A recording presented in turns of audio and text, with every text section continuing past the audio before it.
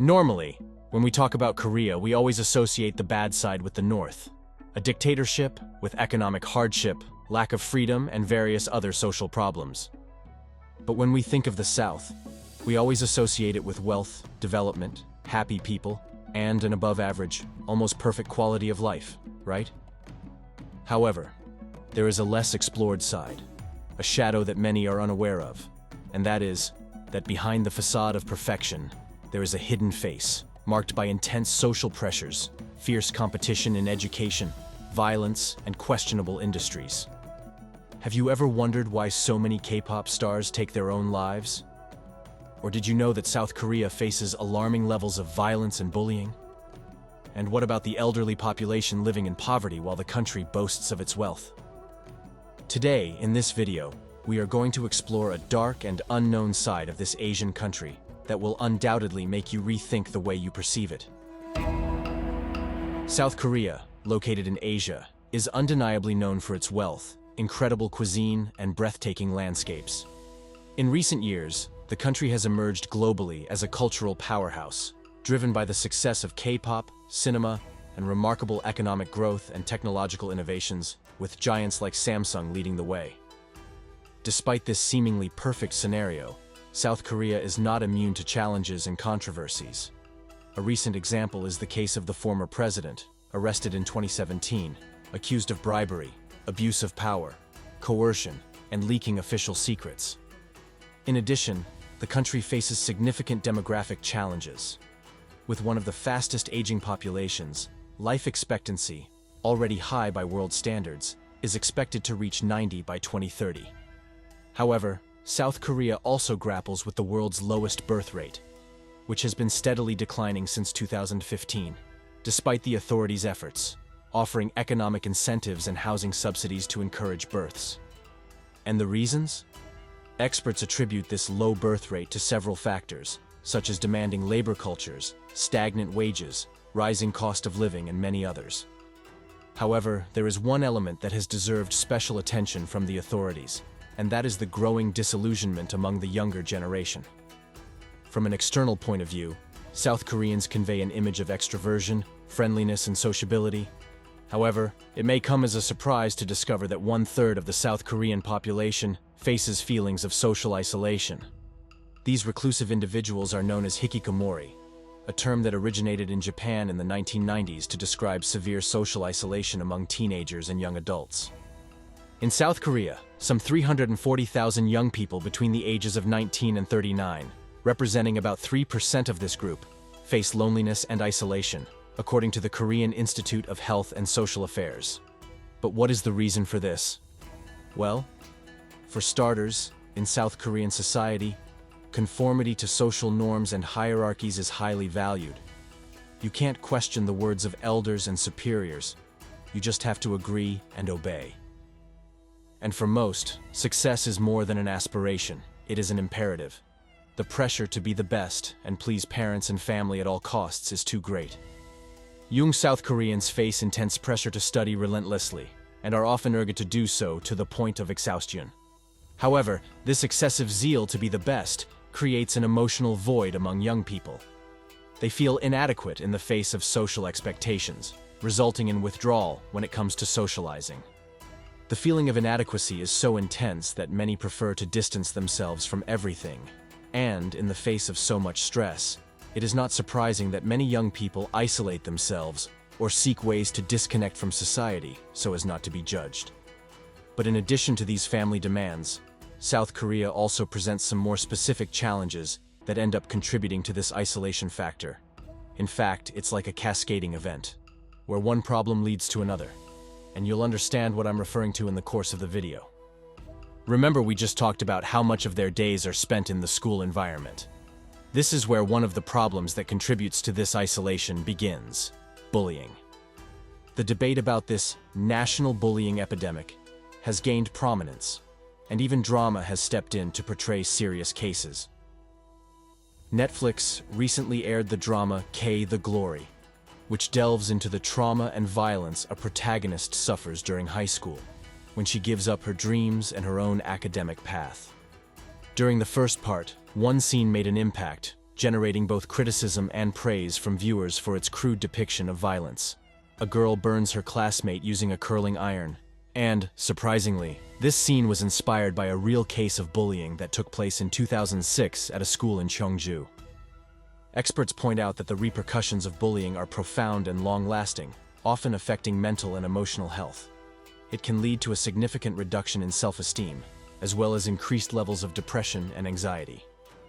Victims often feel unable to solve the problem, are ashamed to expose it so as not to appear weak, and even drop out of school and become socially isolated as a result. Another development that further increases the disillusionment of young people is the standard of perfection. The country, known to be one of the leaders in plastic surgery, reflects a society in which aesthetic standards are raised to extraordinary levels. Although opting for surgical procedures is a personal choice, the problem arises when society imposes this need, which affects many young people.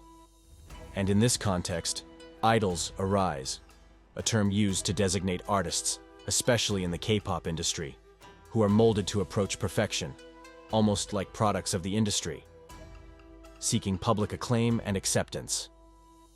And what causes this? An unbridled quest for acceptance.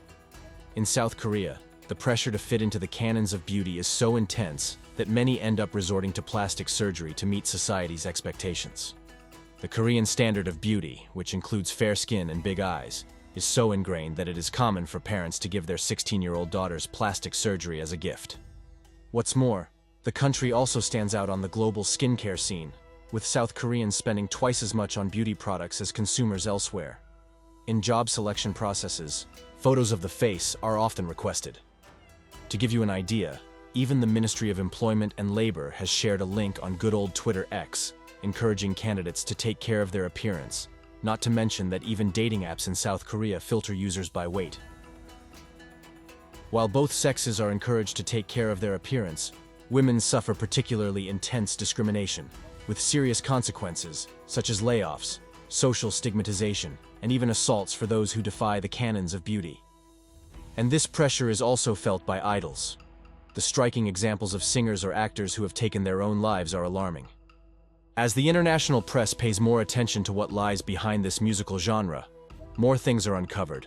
Strict diets, plastic surgery, strict contracts, bribes, harassment, and long working hours. And if all that wasn't enough, there's the issue of prejudice. Most of you probably know or have heard that South Korea is a very racist country, and it's true. A significant portion of the South Korean population is prejudiced against people with darker skin. And we're not talking about other nationalities, but Koreans themselves who have a slightly darker skin tone than what is considered the standard of beauty.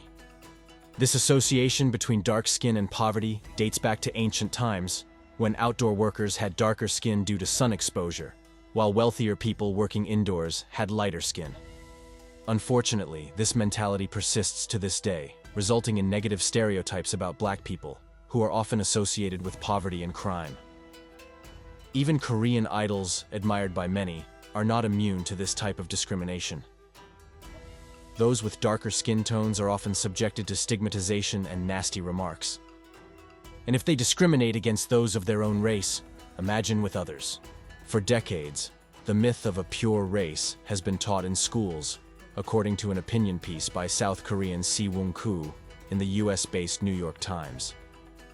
In 2007, a UN convention to eliminate racism urged Seoul to ban the use of this terminology on the grounds that it could represent an obstacle to promoting an understanding of tolerance and friendship among the various ethnic and national groups living in its territory.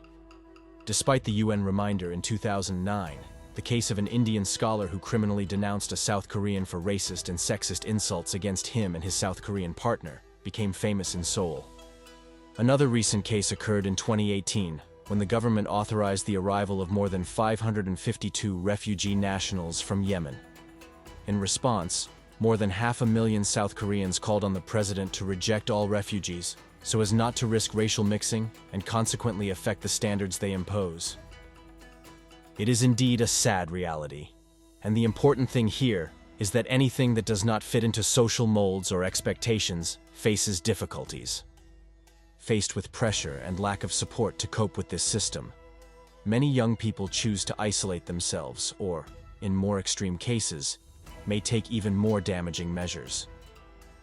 Now, do you understand why I said at the beginning of the video about the cascade effect of one thing leading to another? Well, that's why. And now, leaving behind the whirlwind that is causing mental health problems, especially in young people, let's move on to another topic and another reality just as devastating as the one we are dealing with now: poverty. Yes, it does exist in South Korea.